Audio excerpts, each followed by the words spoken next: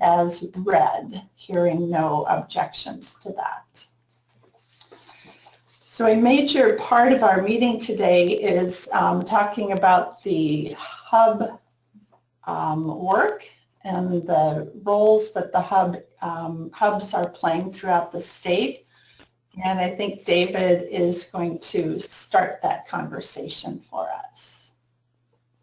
Great, thank you. And we have, in addition to me from the Measuring Success Committee, we also have Christy May, who's a hub leader at Lynn Benton Lincoln, and then also Sue Parrish, one of our hub team members, and Tom George, also from the Measuring Success Committee.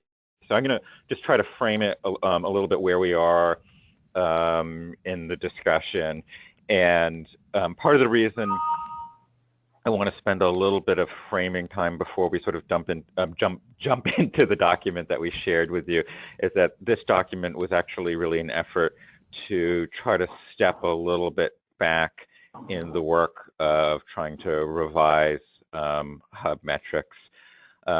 Just to go over some history that I'm sure that you're all familiar with. The hubs were created in legislation in 2013. And as part of that legislation, the Early Learning Council was tasked with identifying and adopting performance metrics for the hubs. And I would say that this has really been a lot of learning, both at the state level and at the hub level and at the council level, about what is the real work of the hubs and how do we find a system of indicators or metrics to really help guide that work. There was before the beginning of the 2015 contract cycle, there was a earlier hub metrics advisory committee, which was an ad hoc committee that made recommendations to the Early Learning Council, and those recommendations are the basis for the metrics that were currently in the hub contracts and the hubs have been working with. And I think we've really learned a lot about some of those challenges around both what data is available, what the hubs can control, how metrics create incentives or disincentives to do certain kinds of work. And I think one of the things that we've sort of experienced, and I'm glad that we have some hub folks, including Christy, on the phone who can jump in and give their own perspective on this. I think one of the things that we've been trying to sort of work through is that we were in some sense inventing the metrics while we were also inventing the hubs. And right now we've just completed we are closing in on our first contract cycle where all of the hubs have been up and running from the very beginning of that contract cycle. And I think one of the things that we've really learned or observed over the last 2 years in working with the current hub metrics is that really the goal of the metrics in part is to sort of help focus the work and help make sure that there's a shared understanding of the work. And I think what we found sometimes when in this last cycle is that leading with the metrics and having the metrics define the work often created challenges if there were different understandings of that or if the metrics were very narrowly interpreted. And so what we wanted to really do this time is to, before we got into what are possible indicators of the work, is to really make sure that we had great clarity on what that work of the hubs is. And I think having now a little bit more experience, all of the hubs up and running, having some real great opportunities to have conversations with hubs and hub leaders and communities, my feeling is that we now have, I think, are better able to articulate what those roles of the hubs are and how those roles of the hubs differ from other community partners or our OPK programs, or our relief nurseries, or the role of the state. So I think what we thought is if we could step back and really get clear about what those role of the hubs are, then it would really be much easier both to develop indicators for that work, but I think even more importantly, be able to have a clear and shared understanding of what those indicators are trying to get at. So what we're sharing with you is a product that the Measuring Success Committee has been trying to work on over the last couple of months to try to get some greater clarity on those roles. We'd really love to get your feedback on this document. We're also going to try to give a little bit of an update to the council next week.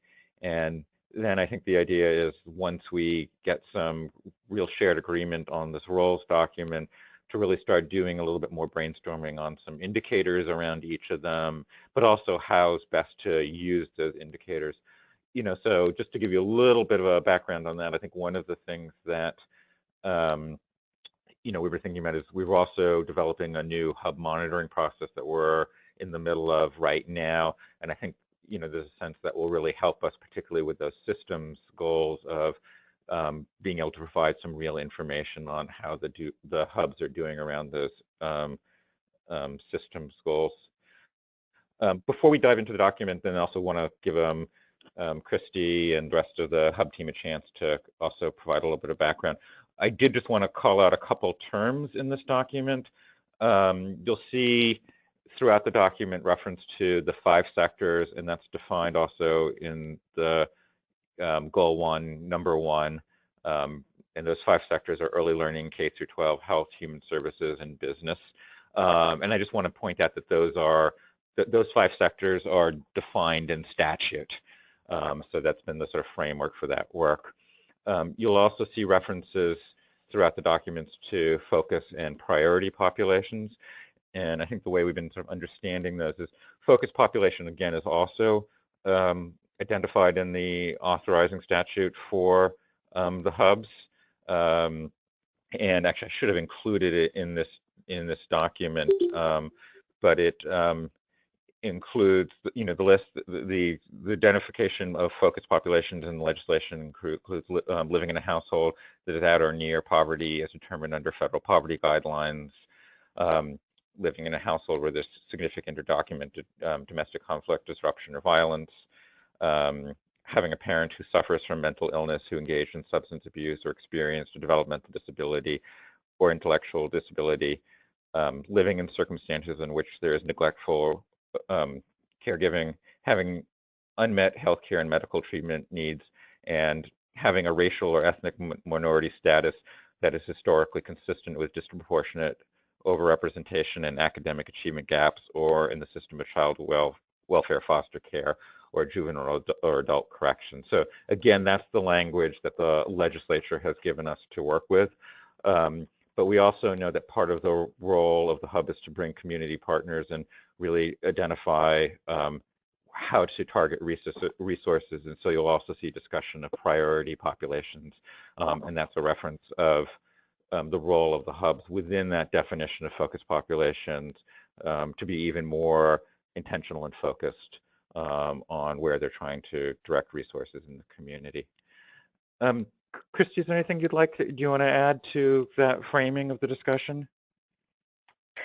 You did a great job covering it, David. I think what I took away from this entire process and really appreciated from the hub perspective is that this feels like the work that we're doing, but also allows for flexibility within each of our approaches based on our region and what we know to work with the population that we serve, and also thinking about what and where the hub actually has control and influence, and that's captured in this as well. So I was appreciative of that from a hub perspective.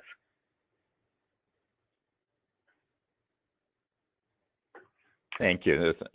I appreciate that appreciation. So, we've been really trying to hear from hubs in the community as the Measuring Success sort of takes this on.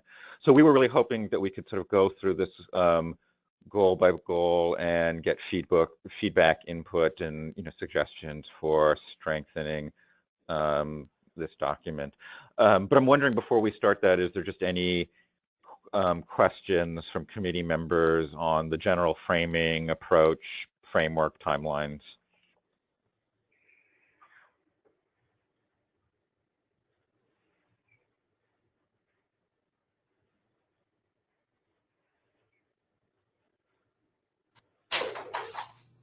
Joyce or Carmen, does either of you have any questions at the outset? Not right now. Okay. I do not. So Thank Sue, you. should I hand it back over? Sue, should I hand it back over to you to facilitate moving through the document? Oh, why don't you go ahead, David, since you're familiar with it, and the three of us will just kind of stop you as we go through it if we have comments. How does that sound? That sounds great.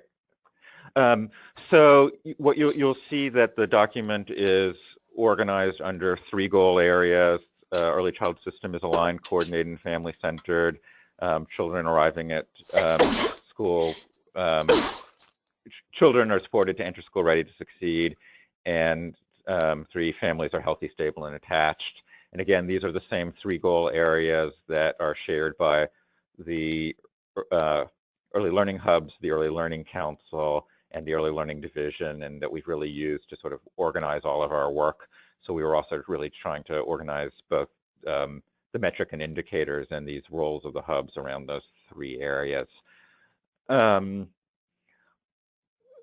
think what we maybe should do is let's just start with goal 1 and go through them one by one. I don't think I will.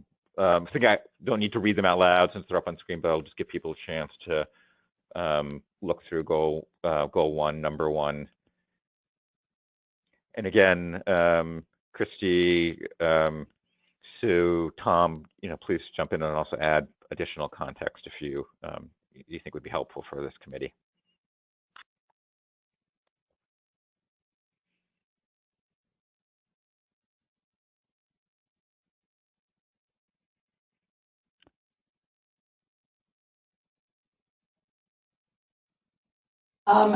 Just a comment I would make, and this is sort of my approach in general with documents like this, is to really focus on the verbs that are being used, because they really are explaining what we intend to hold hubs responsible for. So I think the verbs that have been chosen in here, they seem appropriate to me. And Christy, I'm glad you're on the line, because obviously you've looked at the verbs which indicate what are hubs actually going to do. And I think on number 2, and we talk about this a lot, but knowing where the data is and where it's not. So I appreciate the word available being in the first line of number 2. And I'm the Measuring Success Committee actually had quite a long discussion about that, and so the insertion of available was very intentional. I had a feeling it was.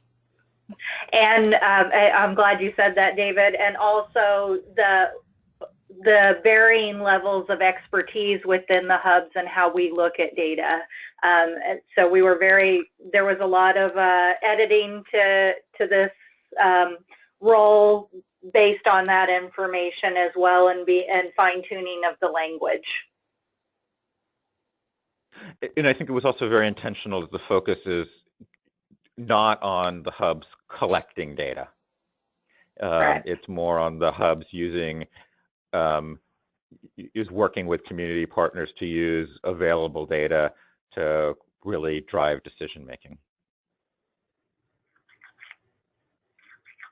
Yeah, that's a really good point about the verbs that you left out as well, like collect.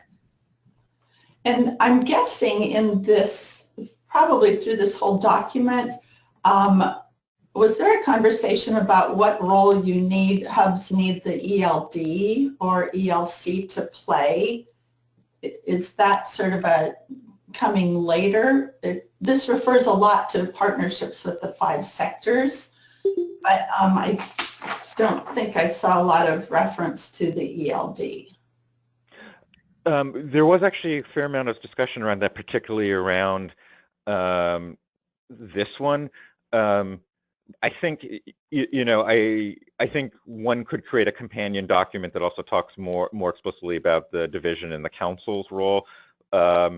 This was really very intentional. As you see, every single one starts with the role of the hub to really help us hone in on that so we can move forward with this indicators discussion.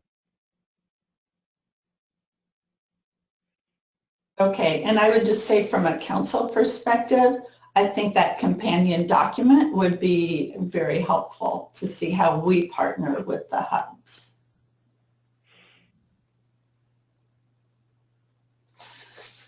So Carmen and Joyce, do you have any comments or questions about these 6 goals?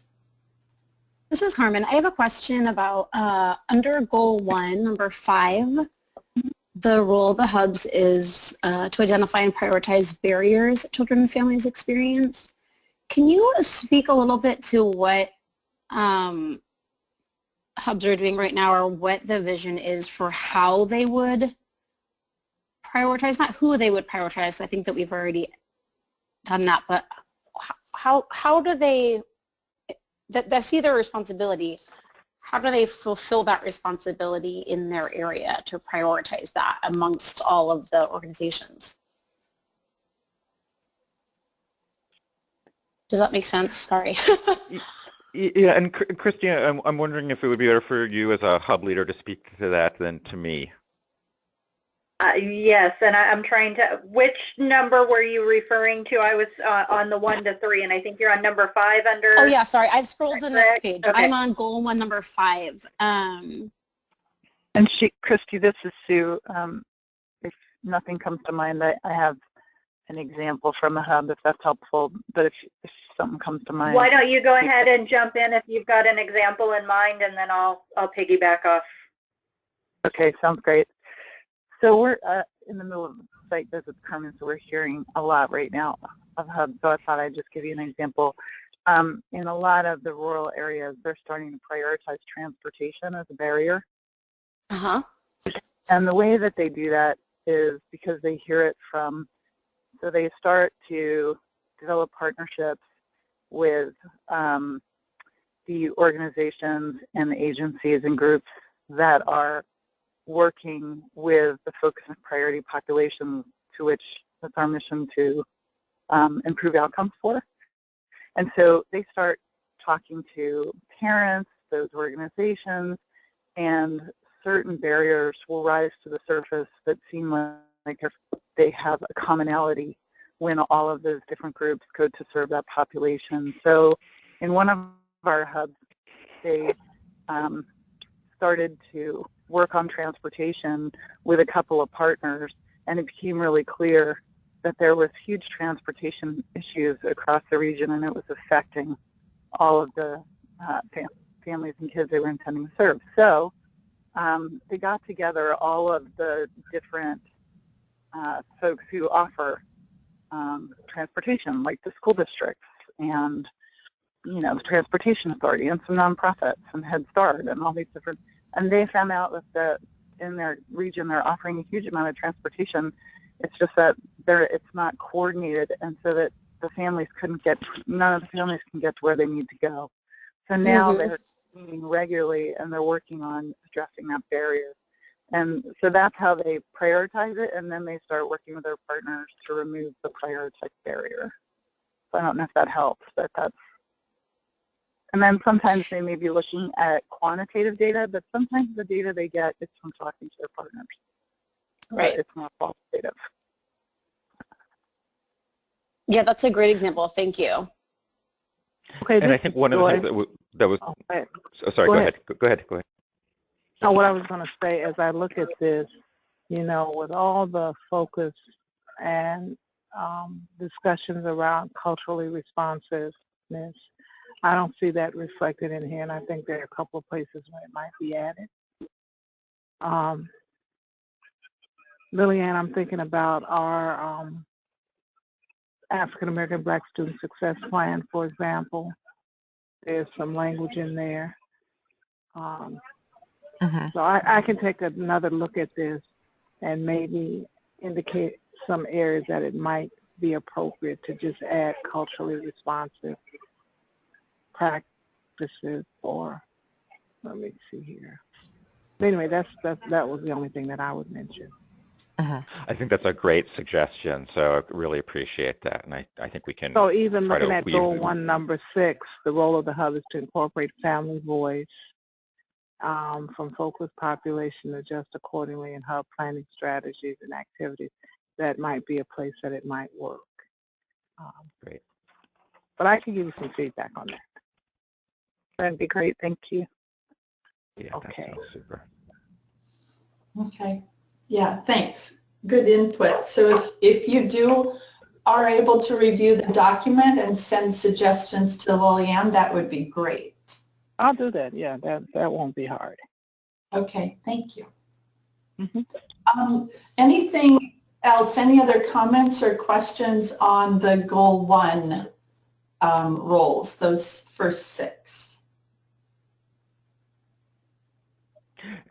And then just as another piece of background, you know, as I mentioned this earlier, what we're imagining at this point is rather than developing specific quantitative indicators for these systems pieces, which we know are pretty hard given to sort of tracking that kind of data, we think that the current hub monitoring process that we've developed particularly when we revise it for the next cycle will really help us get at these system pieces pretty effectively. Do we want to move on to goal 2? David, just to follow up on that comment, so what's the timeline for that work? For which? For what you just described, as far as developing individual indicators. Right. So what we are hoping to do is once we get some clarity around this document, and staff has already been doing some of this work, and actually I would love if members of this committee have suggestions around that. We're going to just try to do some brainstorming on potential indicators, and we have an extended May 10th Measuring Success Committee meeting to start sort of diving into the indicators. But I think our experience in the past was that we didn't really want to move into indicators until we have great clarity about what we're trying to indicate. So that's why we've been really focusing on this document first. Okay. So then, and I think you've said this, then after you start your committee, Measuring Success, starts developing those indicators, then those would come back to the Equity Implementation Committee. Yeah, we can do that as well. Okay, thanks. Sure, let's go on to goal 2.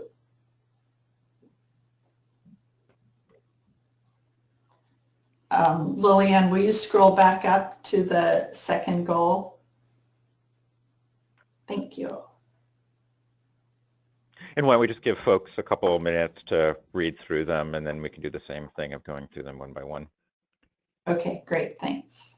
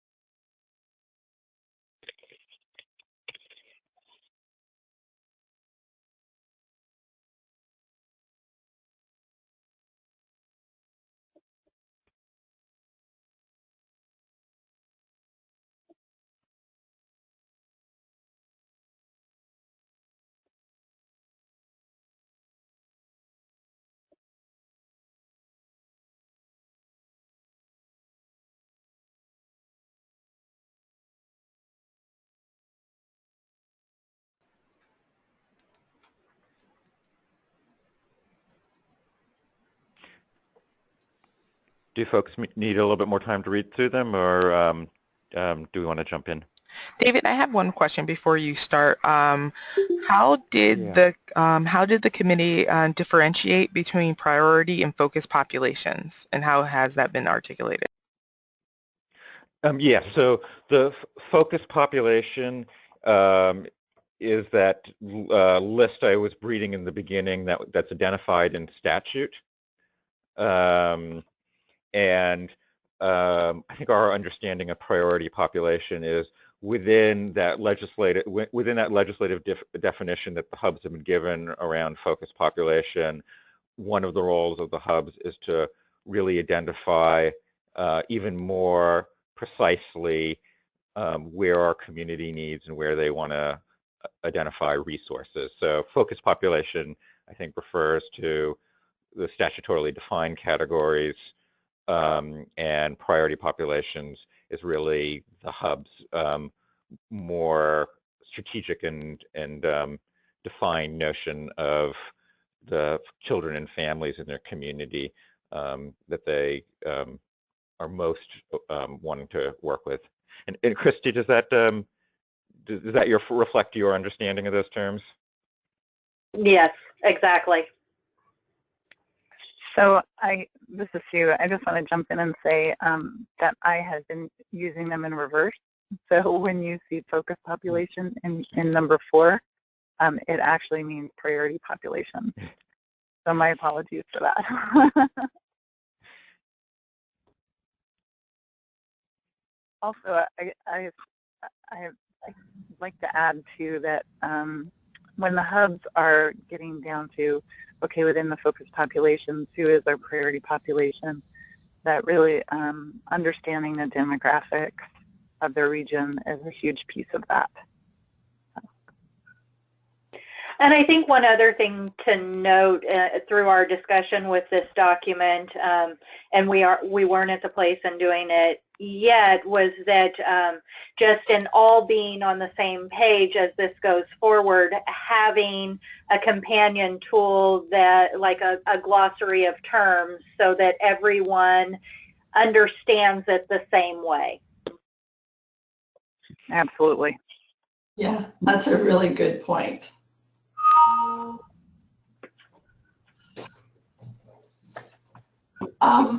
So I have a question about these goals or roles of the hub, sorry. It seems to me that several of them are really dependent upon data. That you're going to have a baseline of data so that you know whether they're increasing the percentage of children who access quality early learning experiences, or the coordinate identification of children and families. So how are we dealing with that piece, knowing that much of this data is not within the hub's reach or control? I think that's precisely one of the reasons that we're starting with the roles rather than the indicators.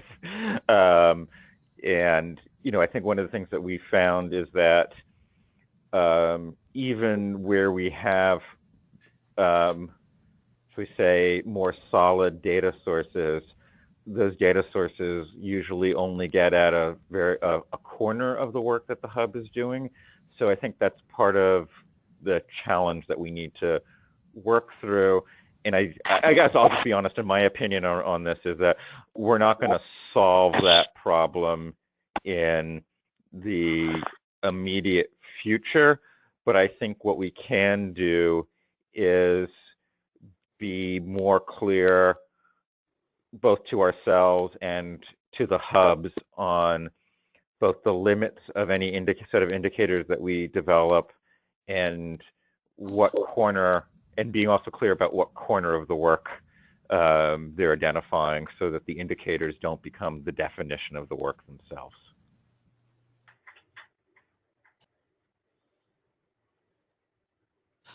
Well, and I think I understand that, you know, as I read this, for instance, the first one about the understanding and collaboration between early learning and K-12. So maybe this companion document that you mentioned earlier about what's the ELD and ELC's role in all of these hub roles would be some of those major other sector partners as opposed to the local CBOs. You know, what do we really need to ask our K-12 representatives to help in this regard, for instance?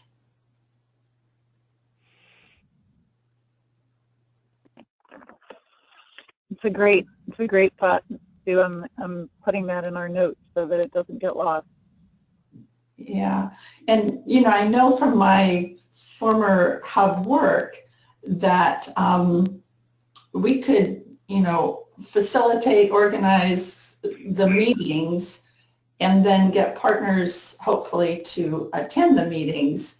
And then so then what happens after we've talked about the shared understanding, for instance, then it's the follow-up and follow-through from partners that can be elusive in some cases. Yeah, I mean, I also do think this is a place where for some of these, there's information from the work from the KPI, the external KPI, Kindergarten Partnership Innovation Fund, sorry, evaluation that will help us develop indicators of how successful this work is. You know, so I think just to give one example, one of the pieces in the Kindergarten Partnership Innovation evaluation is a survey of kindergarten teachers who are involved in those projects about their understanding of early learning and children experiences. So I actually do think there's some ways that we can build in some indicators of that work. Again, recognizing how that all of those indicators really just get us at pieces of the work.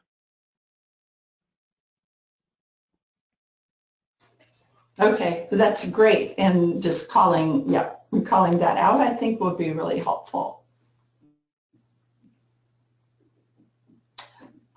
Any other comments or questions about these four roles under Goal 2?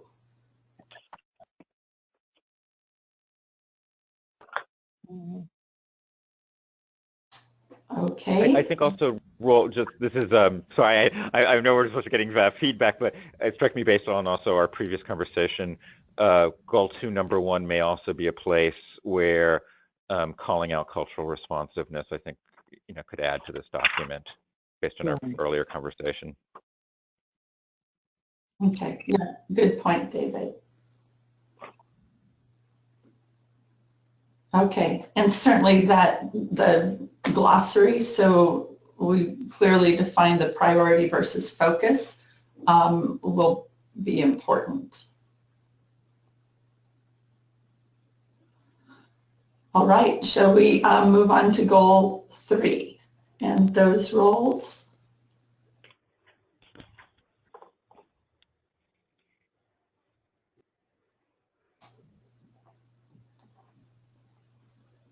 All right, so we'll just read through these, and then David, I don't know if you have any comments you want to make about them. You know, I think the only comment that I would add is that, you know, I think it's one of the themes that's throughout these definitions of the roles of the hub, and particularly clear in the first area around the systems alignment. You know, it's how much of the role of the hubs is really bringing together partners from different kinds of, you know, from across the different sectors that impact the lives of children and families. I think you saw in Goal 2, there was a little bit more emphasis on there, both on traditional early learning partners and K through 12.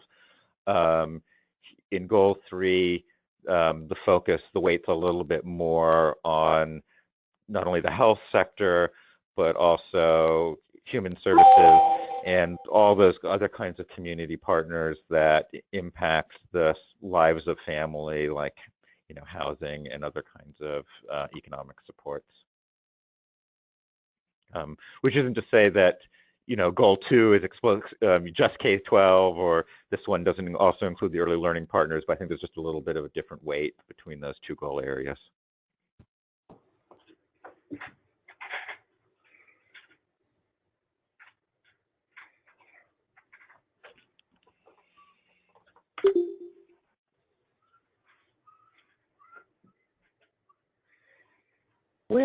This is Joyce, where would services related to mental health fit?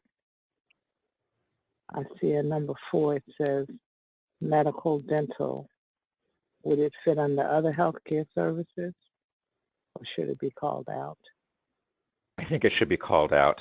I think that would be a great addition.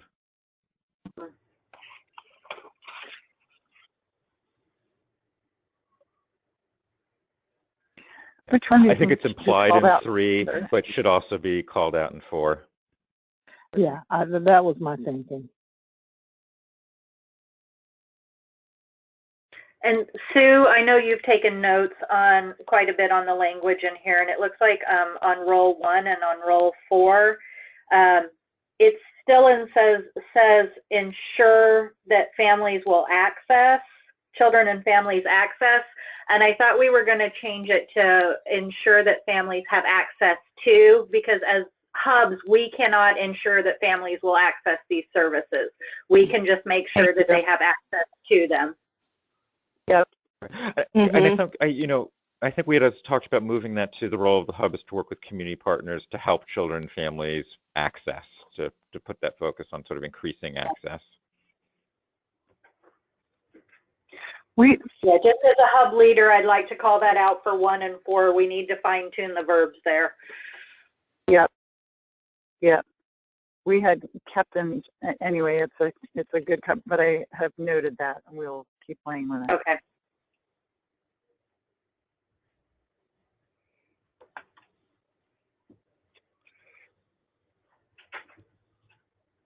Okay, sorry, I'm going in and out as far as access. Any other comments on these roles?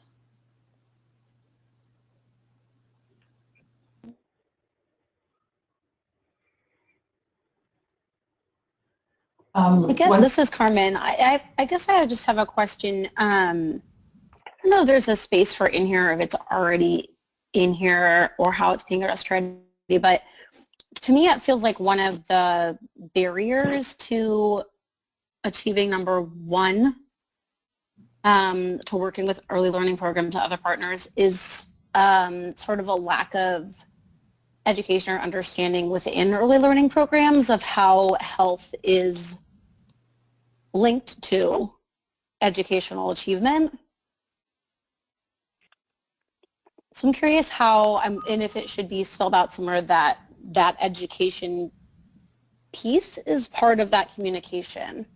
Because I think that when when you give flyers to early learning programs and you ask them to pass it on, that's one thing, but it's a lot deeper level to ask an organization to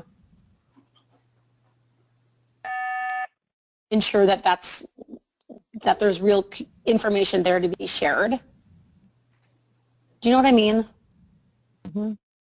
Sorry, I'm feeling very inarticulate today. No. I think, yeah, and I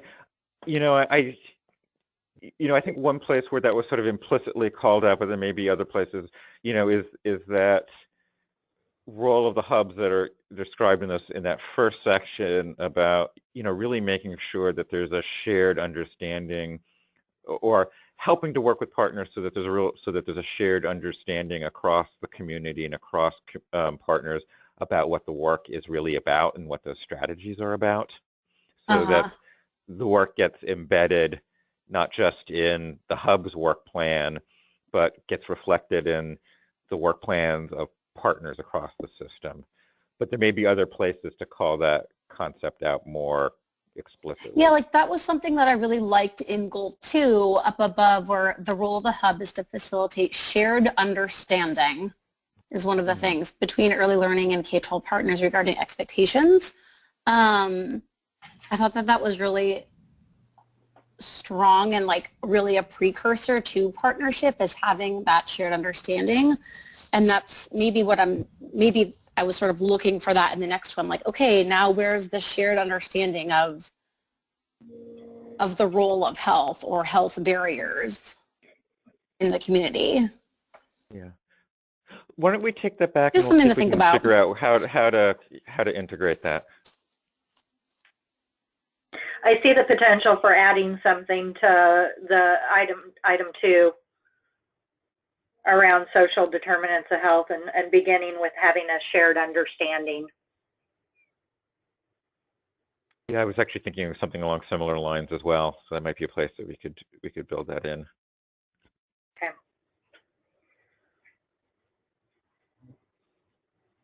Yeah, that's just, I mean, for me, just coming from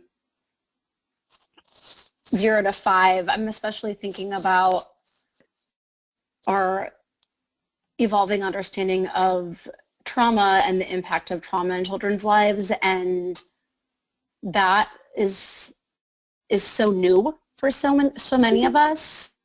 I just see that as an example of one thing where having that baseline understanding has to be there before we have the drive and the desire and the funding for like training around that.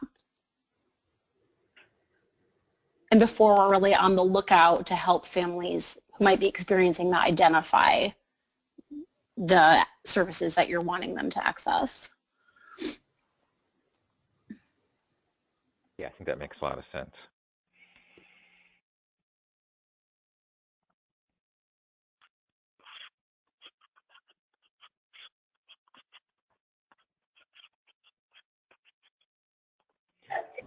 And any other questions, comments?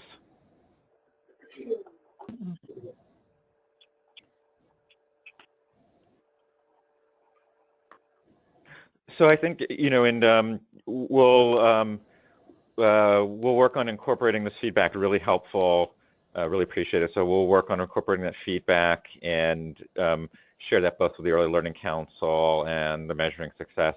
And then, you know, I think the next step will be start doing some brainstorming around potential indicators under each of these roles. I think we also need to have a more in-depth conversation on how we would actually use those indicators and what its functions are. But if any of you have some thoughts or suggestions around that, please send me or any of the other ELD folks on the call an email, and we'll incorporate that in our work. You know, at this point, I said, you know, we're just trying to do a little bit of brainstorming, and then hope to do a deeper dive on that at the May 10th meeting.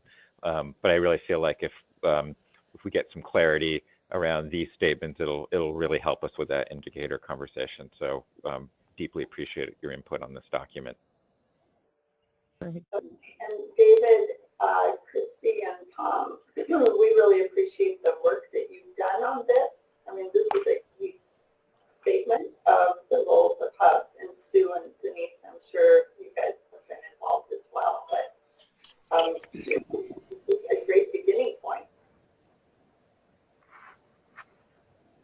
Yeah, no, and you know, one would have liked to have started with this, but you know, I think we're all learning as we move forward. So, you know, I think sometimes it takes a little bit of actually having done the work to get clarity about what the work is about. So, but I feel like it is a step forward. Yeah. Oh, it's a great step forward. Yeah, this is a big step forward. Love it. And obviously, the Thank hub you. has a lot of input in this, which is also important. All right, so thank you very much, and we will move on then to the next agenda item. Is that correct? So I just want to say thank you, and I'm going to sign off, but thank you so much. Okay. Thank you. Thank you, David. Thank you. I'll be signing up as well. Thank you. Sue and Tom. All right. Well, I'm just going to run and check to see if Elizabeth is at her desk right now. So I'll be right back. Okay, thanks, Lillian. So Carmen and Joyce, I really appreciate your input. You're always right on and really help identify pieces of work that we need to do. So thank you.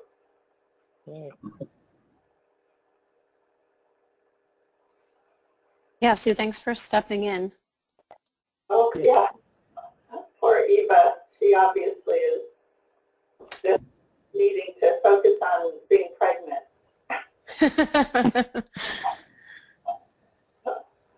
Oh, my goodness. Those last few weeks are, I think, always challenging ones.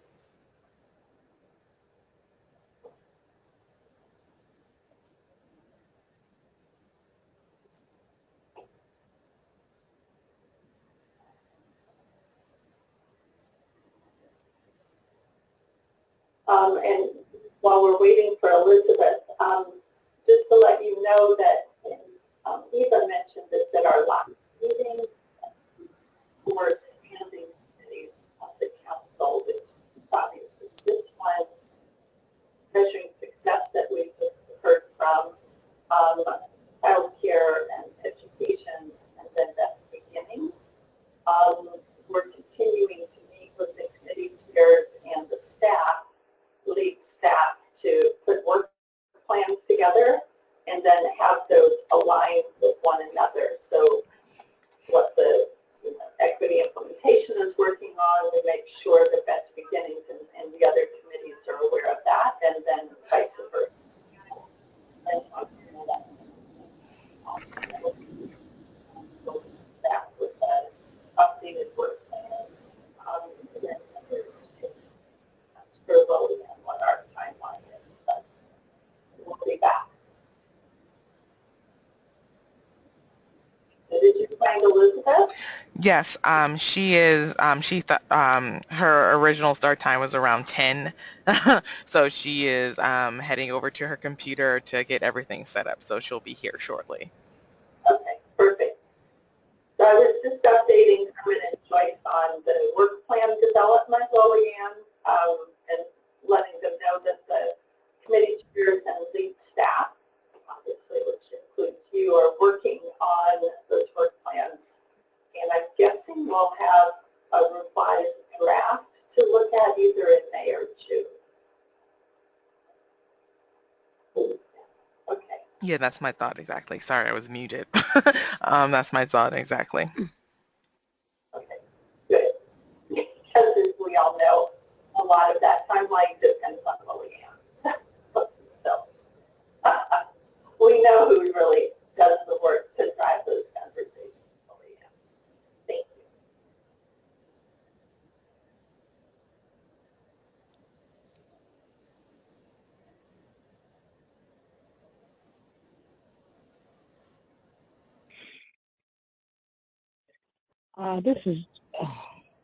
This is Joyce. I'm going to switch phones. I'll be right back. Okay. Okay.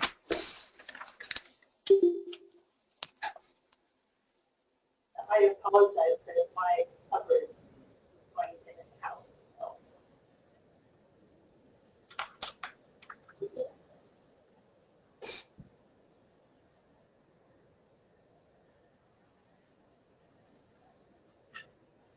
So Lillian, can you put up the infant toddler?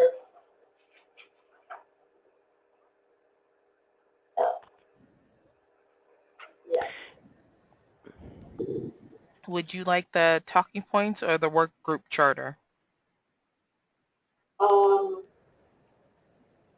Well, that's a good question. I know where Elizabeth's going to want to start, I guess. Good morning. I'm here. This is Elizabeth Underwood on the phone. Oh, hi, Elizabeth Underwood. Welcome. Thank you. Hi. Hello. Okay, so yes, we are just a few minutes ahead of schedule, and we appreciate your jumping on. So Elizabeth, which document do you want us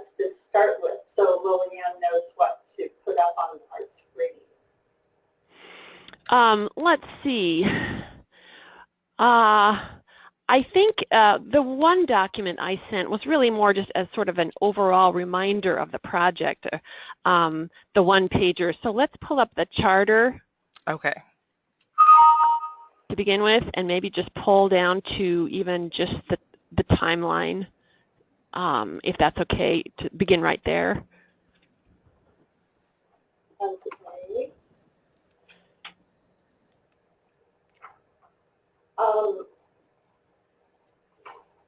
You know what, let me suggest, if you don't mind, Elizabeth, that we go back to the talking points, because it does set the frame for this conversation, and Sure.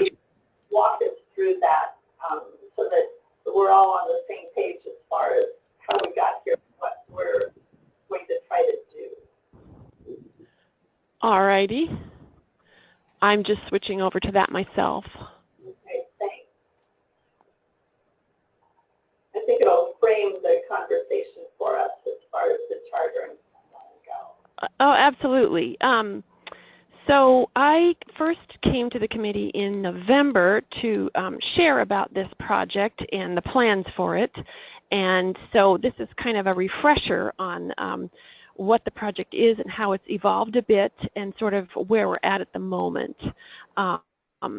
Right now, the project was originally implemented sort of as part of a peer learning group.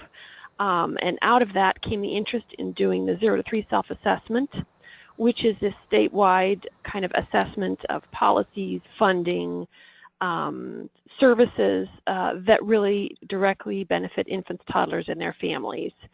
The decision to really work on this came out of the understanding that there were potentially a lot of emerging opportunities around doing more infant toddler work in Oregon and bringing that really into sharper focus, what's needed, what we already have, what is some of the great work already happening that we might be able to build upon, and to look at do this high-level overview of infant toddler work with an eye towards really a broad view, cross-sector view that can involve a lot of different experts and community folks to share in the process of looking and thinking about how we can strengthen systems for infants and toddlers. So Meredith and I, Meredith Russell from the child care side, myself from the home visiting side primarily, embarked as project leads with the support of a number of agencies, including Oregon Health Authority and a group of kind of, if you will, leads from various agencies met in January and to have a conversation about really doing this project and whether they felt in support of it and could lend some staff time for it. And that took place that meeting took place in January, and that was what we're now calling the ad hoc work group. So out of that conversation came an interest and a willingness to support the project further, and Meredith and I launched the first piece of the assessment.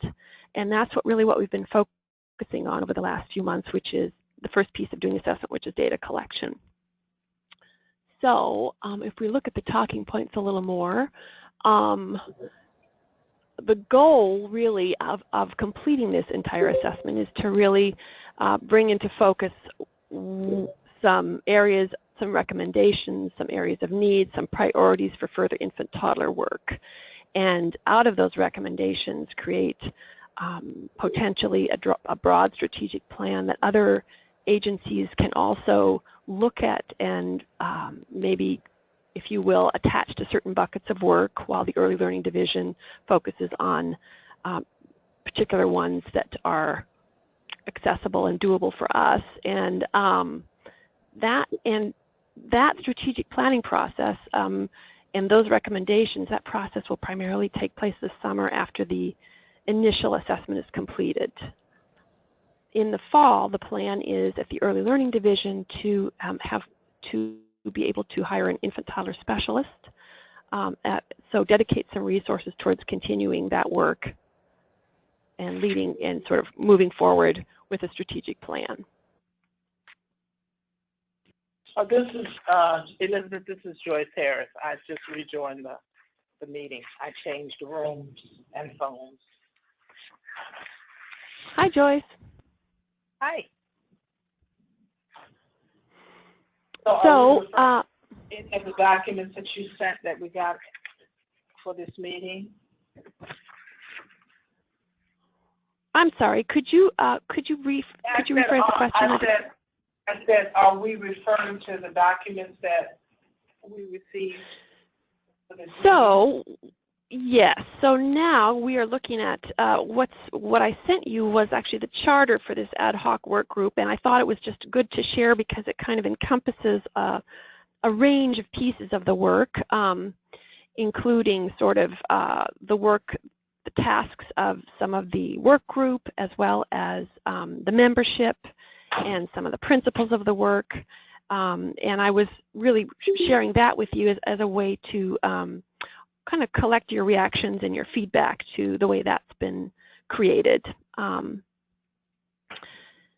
I wanted to also have the opportunity just to share a little bit about the kind of the process and where we're at now and provide you with some more details on that. But I guess I want to stop here and ask if there's any questions so far about the project and sort of where we've been.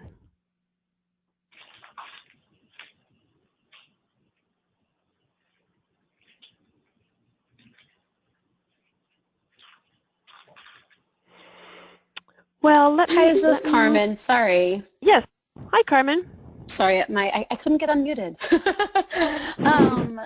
My question is, I think the last time that we had talked, you were, there was like a hold up finding partners for a database or a way to actually collect the data, aggregate the data that we had. Did we find a solution?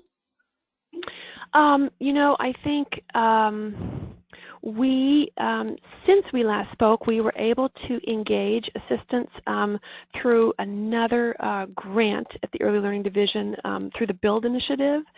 Okay. And so that we've been able to receive some really great TA from them, as well as from Region 10 for this particular project. And so those folks have really helped kind of provide assistance and guide the use of the tool and the data collection process, so that we've gotten some of the support that we need to really do the data collection.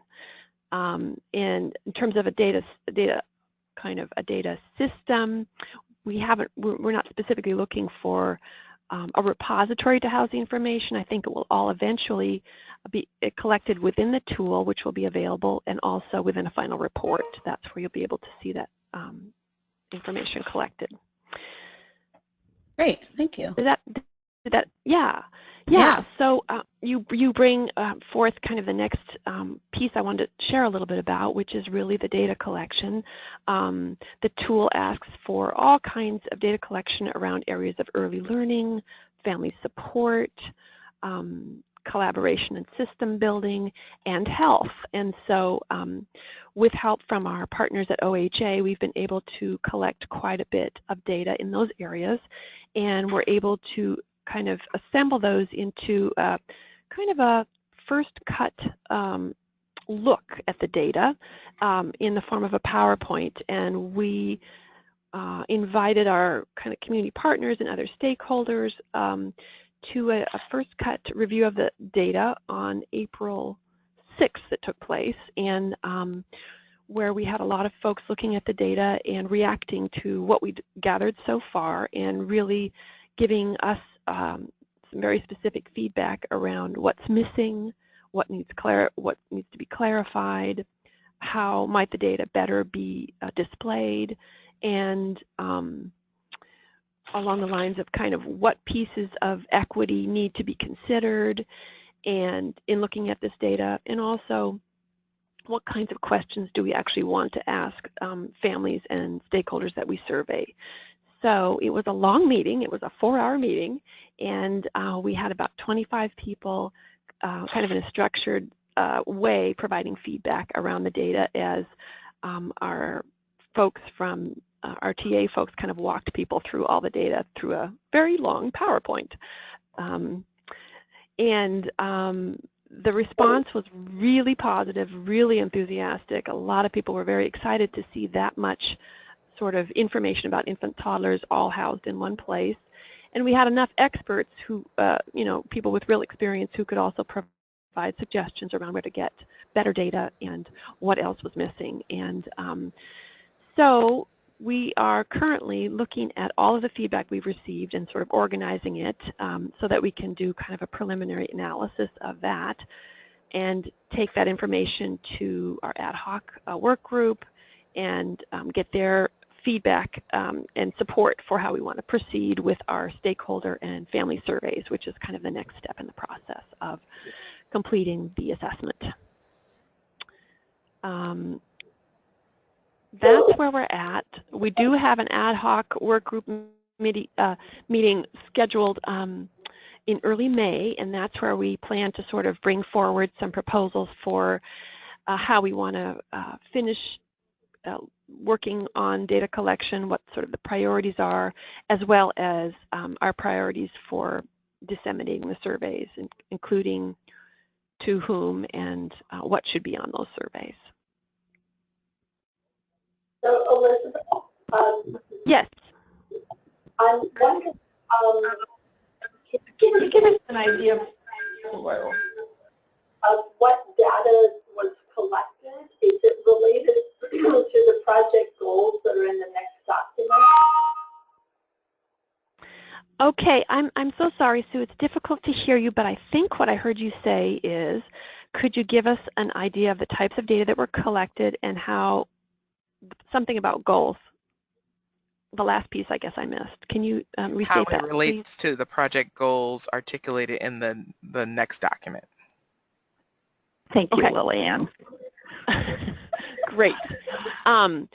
So I think from all the data that's been collected on demographics, on race and ethnic disparities, on income disparities, on geographic disparities around Oregon, there are already emerging some clear requests from stakeholders around what should be displayed and what should be considered, and just even in looking at the preliminary feedback in a preliminary way, and that really, if our goal is to figure out where we need to focus our efforts in terms of what are our priorities for further work and funding and attention, that the data will really show us where the gaps are and where needs are not being met and funding is not adequate. And from that, we can really prioritize next steps. And did I hear you correctly that most of the data is coming from OHA? It's coming from all sorts of places. There are national databases that also use the census data. There are and a lot of it, National Center on Poverty. There's a whole range of sources. In fact, right, so there are a whole range of reputable sources. One of the challenges, of course, is that they don't all describe the data or collect the data in the same way. So we'll just have to work with some of the tension of not having good enough data but not perfect data. As always. Right.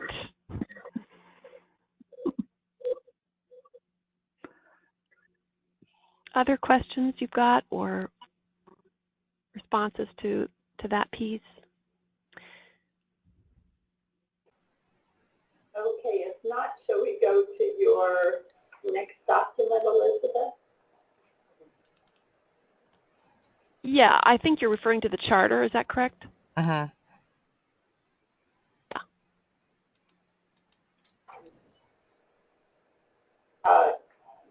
Yes, I guess so. The charge, project goals. Yes. So I am interested in hearing more of just about, oh, this is not the right document, excuse me.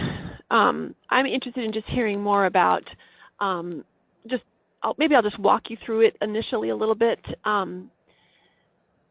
So really, this initial charge just refers to using the data collection and toolkit in order to analyze the data and develop a set of recommendations that support infant toddler work in the state.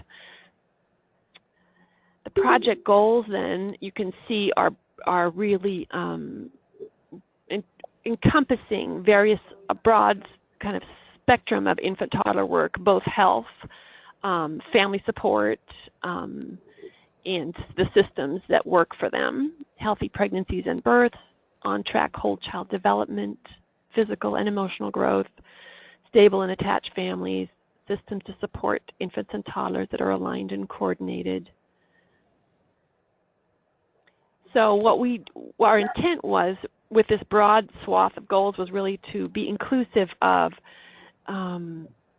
you know, sort of the spectrum of work and priorities that exist around infant toddlers. So the data that you're collecting is related, at least in part, to those 4 goals? Yes.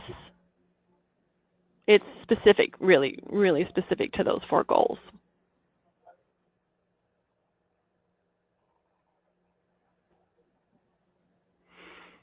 So, Elizabeth, at what point would this committee actually see some of those data points? Because I think some of the input on equity lens may be related to the data points that are being collected.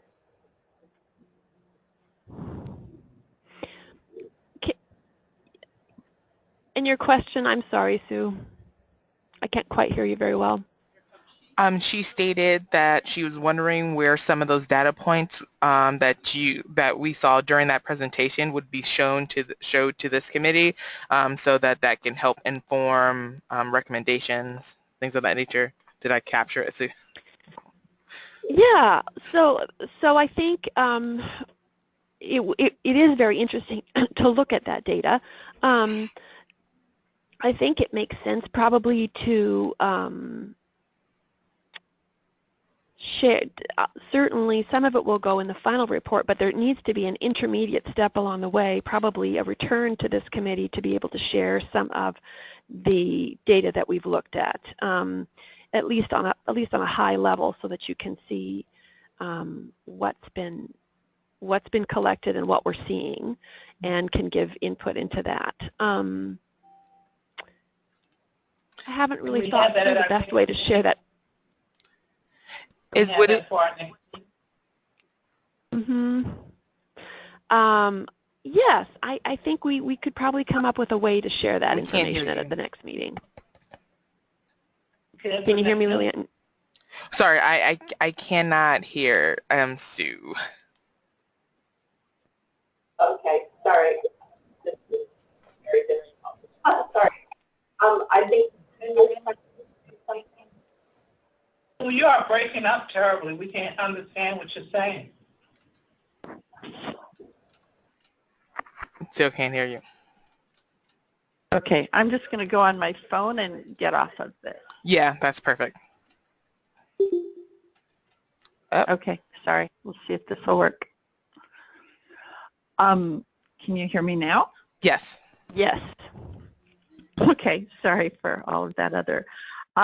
So I just, from other committees I've served on, I know that the data that's collected, just even seeing sort of the data points that are being looked at, can really inform, you know, or help guide input that might be helpful in the process. Yes. So that's why I was asking when some of those data points might come to the committee. Yes, yeah, exactly. I think, you know, I think that's a great idea. I think I'm trying to think of the best way to do that. It seems like we'll be meeting in early May with some very kind of, I think that could happen as soon as next month is what I'm thinking. Yeah, because I'm It would make sense wondering, to work on that. I'm wondering, based off the presentation that was presented at that meeting with the support from the Build Initiative, I'm wondering if that presentation, along with like a one-pager to kind of talk about each, kind of give a description of each section, would be enough. And I know there was some areas that they need to fix. They needed to fix some pieces out of that presentation, but I'm wondering if that could be you know, a jump-off piece that the committee could respond to with the additional like kind of two-pager concerning how y'all broke down those sections within the presentation.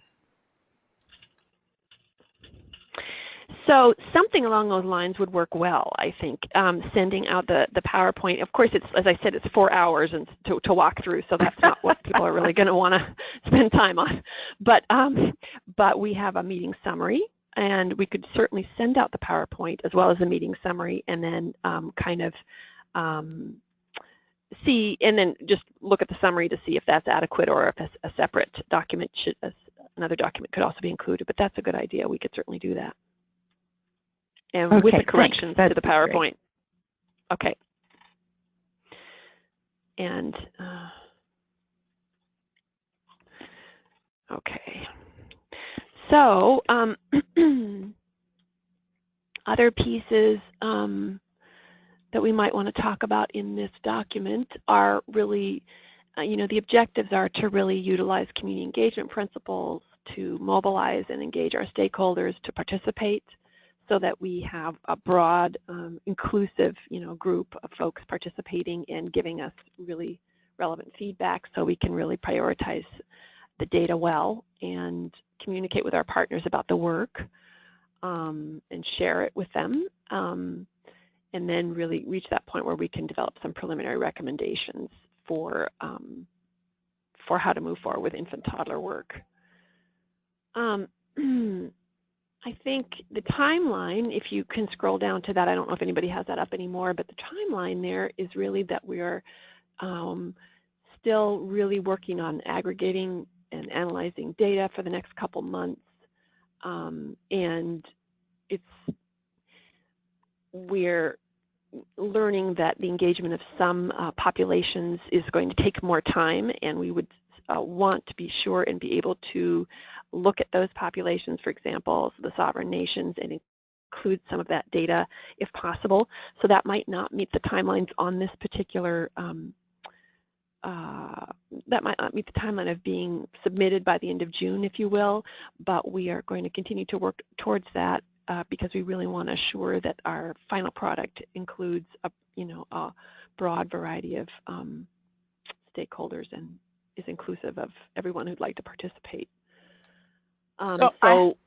Sorry, yes. This is Lillian. I have a question. So, knowing some of the constraints that we have with kind of utilizing the survey at a Gov2Gov meeting, which is one of the quarterly meetings that state educational agencies have with the 9 federally recognized tribes in the state of Oregon, what have been some other thinking around the additional work that would go into reaching out to different particular populations? I'm specifically thinking about racially, ethnically, and linguistically diverse communities that may take, that's going to take longer in the tee-up. What has been the conversation around that? So at this point, we have been working with childcare, with sort of some of our childcare staff to identify key people in some of the, you know, non-English speaking communities that through the childcare networks that we can access to participate in surveys as well. And then we've also just looked at organizations that serve some of these different populations, the NAIA in Portland, and we've been doing some outreach with the Black Parent Initiative. Although we haven't gotten, you know, that outreach is sort of still in process. We've gotten some interest and hope to have their participation as well as input into the data.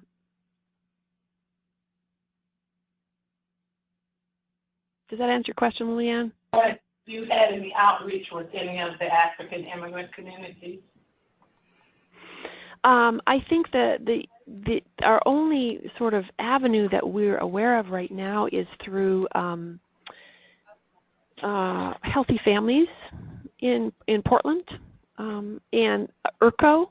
Those are two agencies that we've been connecting with around surveying those populations.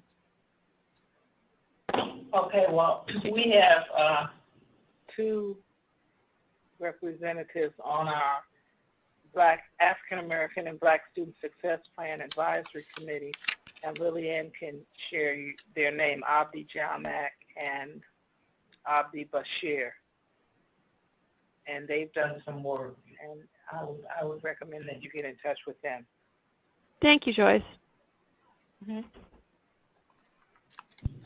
Okay. Lillian, can you get her that information? Yes. Sorry, I was just jotting down a note to myself. Thank you. Elizabeth, this is Carmen. We'd also be happy to help you out connecting to child care providers from those communities. Great. Yeah.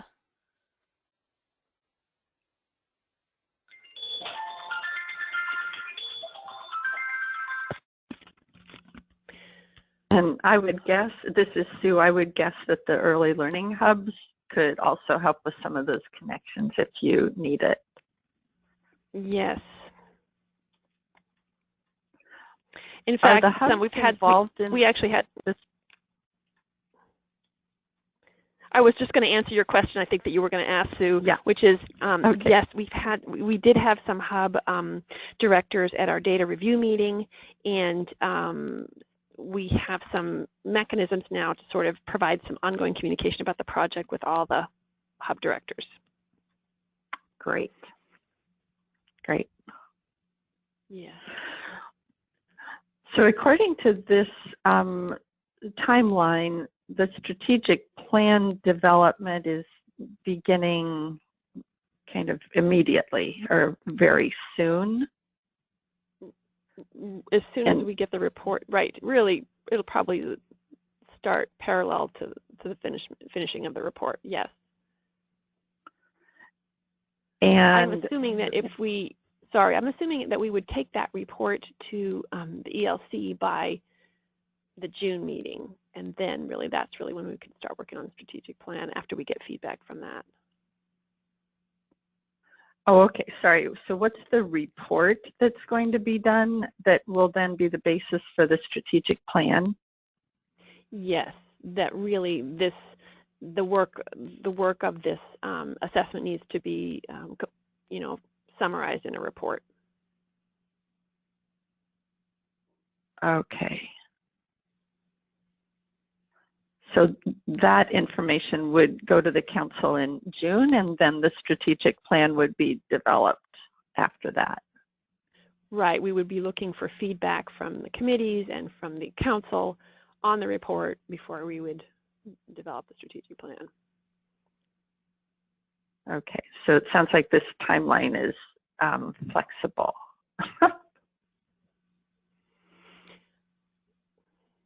Yes. So as we plan future EIC agendas, we may get an update on and the PowerPoint and talk about the data that you've collected at our May meeting, and then in yes. June we would potentially see a draft of this summary of what the work group has put together. Yes. Okay.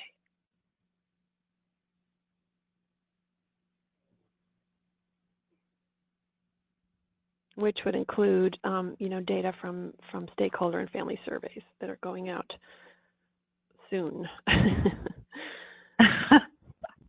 Oh, good.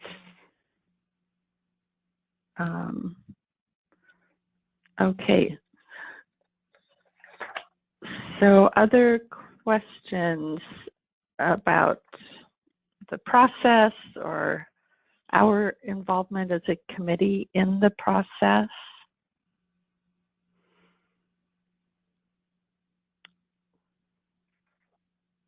How frequently does this work group meet, Elizabeth? Well, a lot of the on-the-ground work is really done by the project leads and sort of a larger group of just partners that are doing pieces. But this committee has really only met formally once and is now meeting to discuss follow-up from the data meeting in early May. So it's just, it's kind of intermittent, and a lot of it's done via email, and this next one will be a phone meeting as well. Mm-hmm. So we don't have a regular meeting time. Got it. Okay. And is DHS an active member of, I see they're listed as a member, but what's DHS's role in this? Well, there has been a lot of data around family support, whether it's, that relates to infants and toddlers and their families that DHS has, certainly. So everything that relates to TANF and SNAP and child welfare and employment and employment-related daycare and all of those pieces. So what, in those areas, what does infant toddler support that's specific to families with infants and toddlers look like? So we've been able to enlist some key people at DHS to assist with the data collection.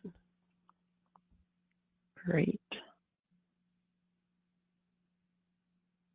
Yeah. Well, it's certainly a cross-sector undertaking, which is great. That's what the early learning system is all about. Right. It was very heartening, I have to say, to have the data meeting and have so many people so interested and excited about seeing the data. That was gave us renewed sense that this was important and good work to be doing. As someone that was able to sit into that meeting, it was super exciting to see some of the data points, whether it was like the local or national data points. And I think it also just opens up possibilities around kind of what data do we actually have out there that we can access and that can help us with our bodies of work. So yeah. Yeah, that's great. And what's the future of Build's involvement with this project? Are they on for a while, or? Yes, it's a 5-year grant, so the Build grant. So they're still on. I don't know how many years are left in the grant, but they're still. And the technical assistance we have from Region 10, that will continue through the end of this project as well.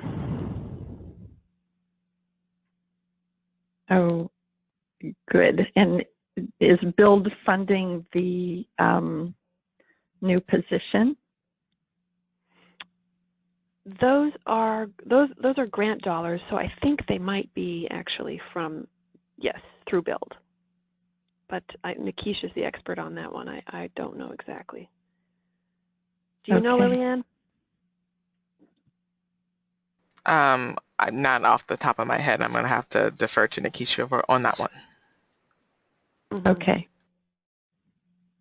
I'd just be interested in that when you get the answer. Okay. Carmen and Joyce, other questions, comments, suggestions as this process moves forward?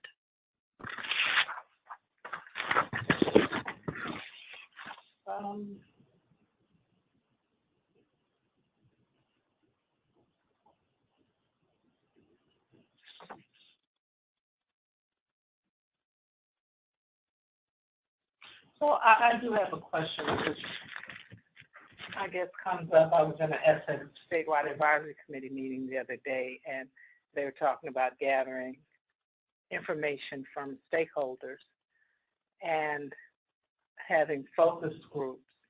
One of the issues that consistently has come up is who facilitates these groups and the importance of making sure that whoever is involved in the facilitation of these groups represent the communities that are present. Agreed. Good point. And Elizabeth, do you know how that applies to the stakeholder groups that you'll be soliciting input from? One of the pieces we have one option is for us to some of these organizations that serve that serve these populations are willing to serve in a capacity to facilitate those conversations. And then we have some staff here at the ELD who are also potentially available to help facilitate those conversations in the language or from the community that they are interviewing. So that's going to be our strategy. Yeah, and I guess for me, and I know that I believe that you worked with Annie around the culturally responsive community engagement process that we've developed within the division, but just a clear plan on just say if we're entering into these spaces trying to be as culturally responsive as possible, what's going to be those foundational pieces of information that regardless of if the person is from ELD or outside of ELD, will need to know about the community which you're targeting in order to support that process. And having the linguistic needs met, that's one piece of a culturally responsive kind of community engagement. Would be definitely willing to work with y'all to kind of brainstorm what that can look like within this process. Thanks, Lillian. Yeah. That was my comment. Okay. Thank you, Joyce. Great. Any other input from you, Joyce or Carmen?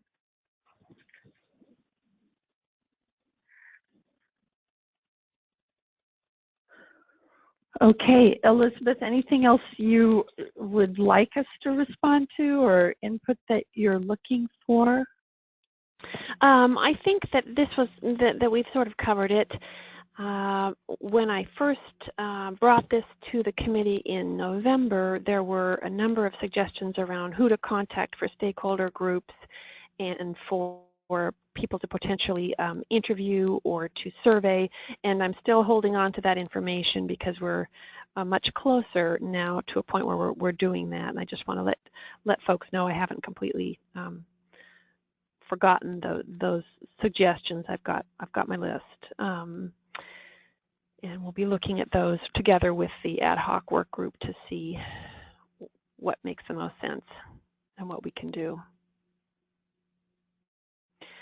So I really and those appreciate interviews will be happening in May, it sounds like. Is that correct? Yes, yes. Okay.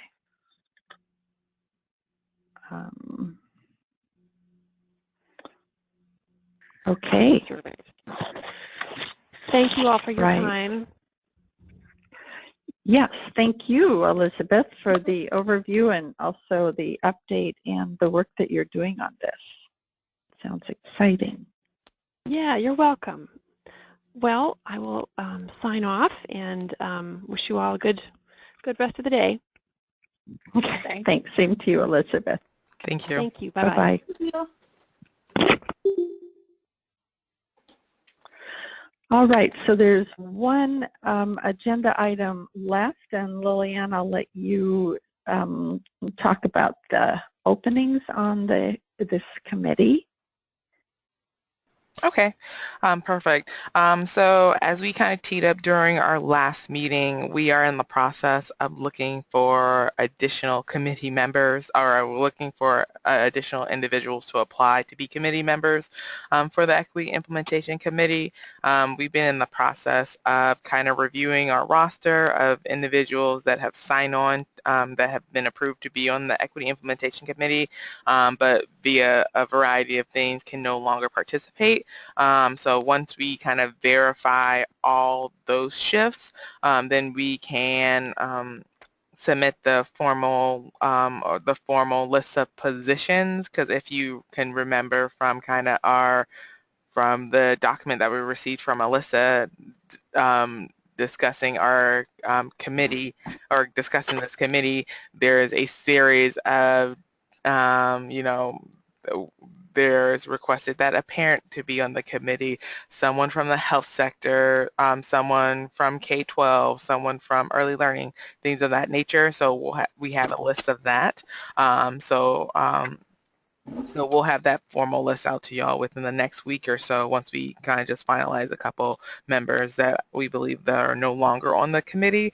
And then, but in the meantime, we would just invite everyone to recommend individuals that you would like to see on the committee. I can send out kind of a formal email to them or just sending out a request and asking them to reply. But knowing y'all have definitely a wider reach in the community than we do. So if you know of any individual that you think would be a great match to this committee, please spread the word, and we'll also resend out the application link so you can even send it out or email it out to individuals that you think would be a great addition to this committee.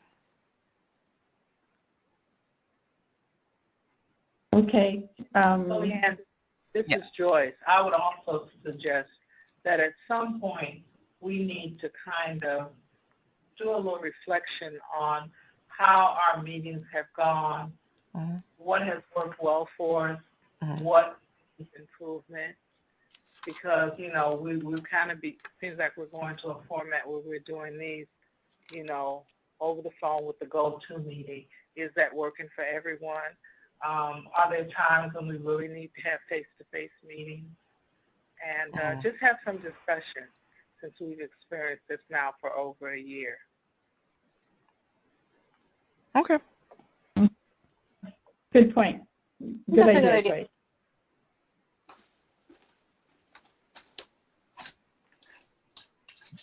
Sorry, Carmen, were you asking for Joyce to repeat that? Oh, no, I was just seconding her thought. Oh, okay. Okay.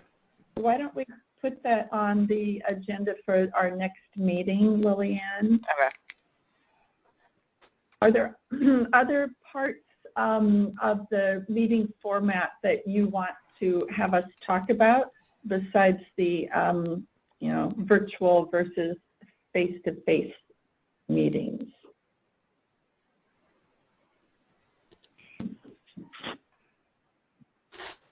Not really. Yeah, no, I think there will be some things that will emerge from that conversation. Right. Okay.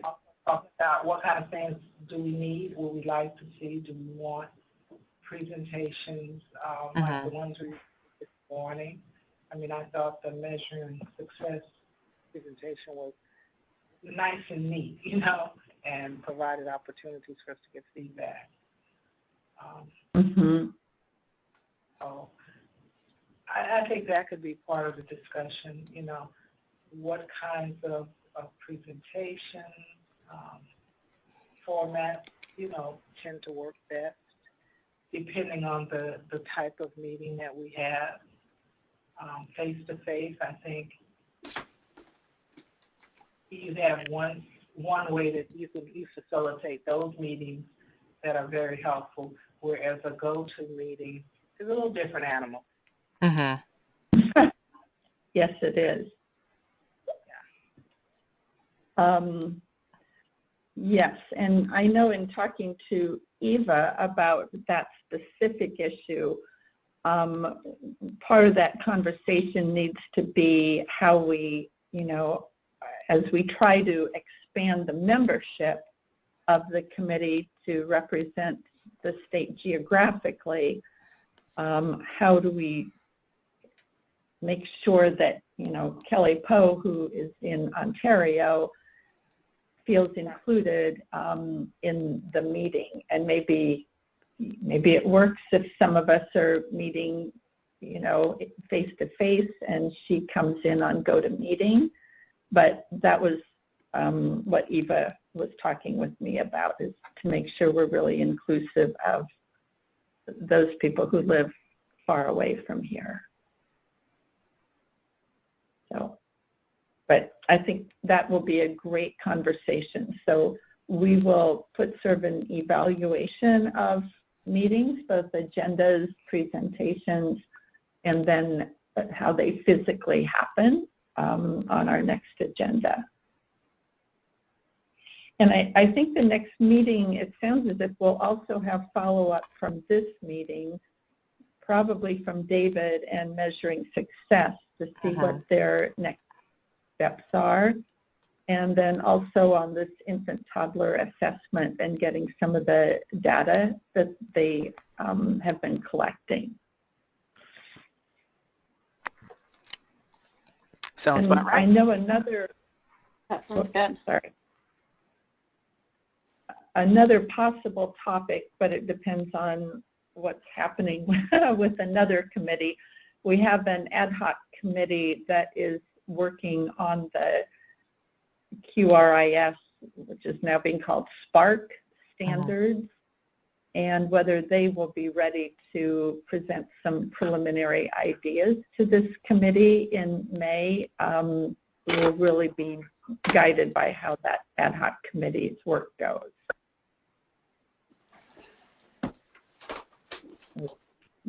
That's another potential.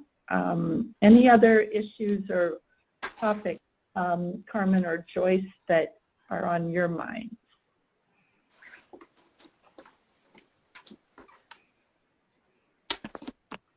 No, I just want to say that I am feeling a lot better about these meetings and what we're accomplishing than I was some months ago when I was questioning whether or not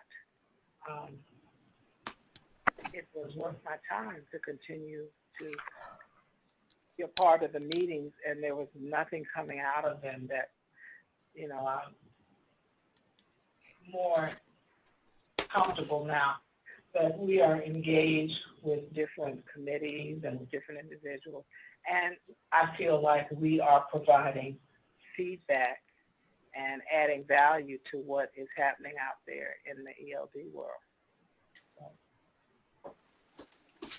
I'm okay. Awesome. Thank you, and for that feedback. And I know Eva was a real driver with Lillian of figuring out how to make these meetings very relevant so that we are making a difference. And I think you raising that question a few months ago, Joyce, helped drive that that conversation. So thank you. Thank you. Yeah, I was really excited to hear that we were going to be able to kind of see an overlay, or an overlay of everyone's, the various work plans and the different committees under the council. I think that'll be really helpful, and like Joyce said, I really appreciate the effort to coordinate with the different committees to be able to have input in a timely manner to contribute to the work that they're doing. Right.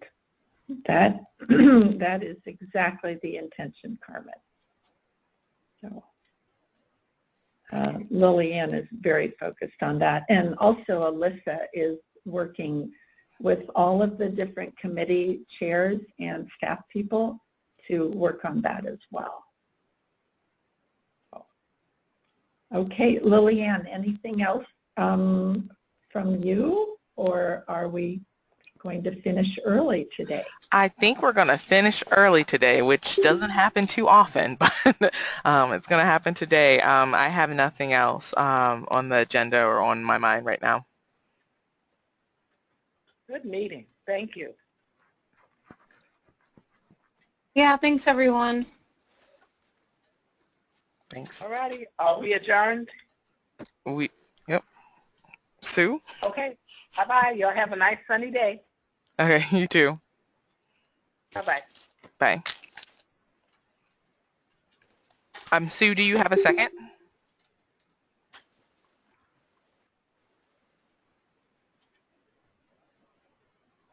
Oh.